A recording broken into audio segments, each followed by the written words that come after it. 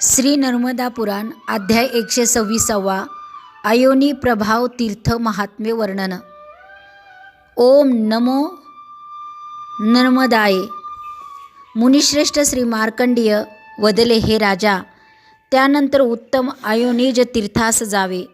तिथे केवळ स्नानाने मनुष्यास योनी संकट दृष्टीस येत नाही। त्या तीर्थात मनुष्याने स्नान करून भगवान शंकराचे पूजन करून प्रार्थना करावी।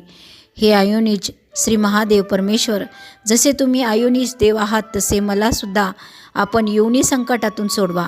शिवाय गंध व पुष्प व धुपाने पूजन केल्यास तो सर्व पापातून मुक्त होतो। जो मनुष्य भक्तीने त्या शिवलिंगाची स्थापना करतो तो पुरुष देवाधिदेव श्री शंकराच्या लोकात त्याच्या कणांच्या संख्यानुरूप राहतो। अयोनिज तीर्थात शिवलिंगाला चंदन मिश्रित जलाने, मधु मिश्रित दुधाने व दह्याने स्नान घालावे। असे करणारा मनुष्य खूप लक्ष्मी प्राप्त करतो।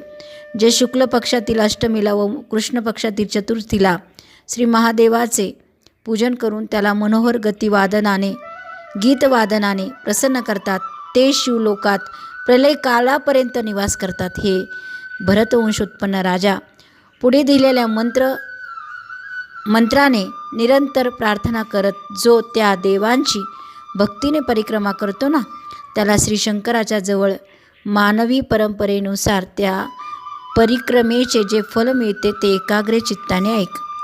श्री महादेव परमेश्वर, जसे आपण अयोनिज आहात हे श्री शिवशंभो, तसे आपण जन्म मृत्यून बंधनयुक्त योनी संकटातून मला मुक्त करा।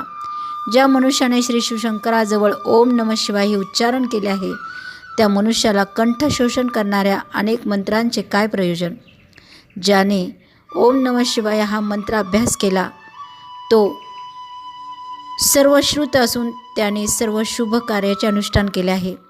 ब्राह्मण ओम नमः शिवाय या षडाक्षर मंत्राने सर्वोत्तम फल प्राप्त करतो। जो त्या तीर्थात स्नान करून भगवान योगी शिवाचे आणि ब्राह्मणाचे पूजन करतो त्याला उत्तम गती प्राप्त होते। अथवा जो भक्तिपूर्वक आत्मसंयमाने जितेंद्रिय होऊन ब्राह्मणांना स्वतः शिजलेली भिक्षा देतो त्याला त्याहूनही अधिक फल मिळते। संन्यासाच्या हाती प्रथम जल द्यावे व त्यानंतर भिक्षा देऊन त्याला पुन्हा जल द्यावे। ती भिक्षा सुमेरी पर्वता समान आहे, ते जल समुद्रतुल्य आहे। हा श्री स्कंदपुराणातील रेवाखंडाच्या पूर्व भागातील अयोनी प्रभाव तीर्थ महात्म्य वर्णन नावाचा 126 अध्याय पूर्ण झाला। अध्याय 127 अग्नितीर्थ महात्म्य वर्णन। ओम नमो नर्मदाय।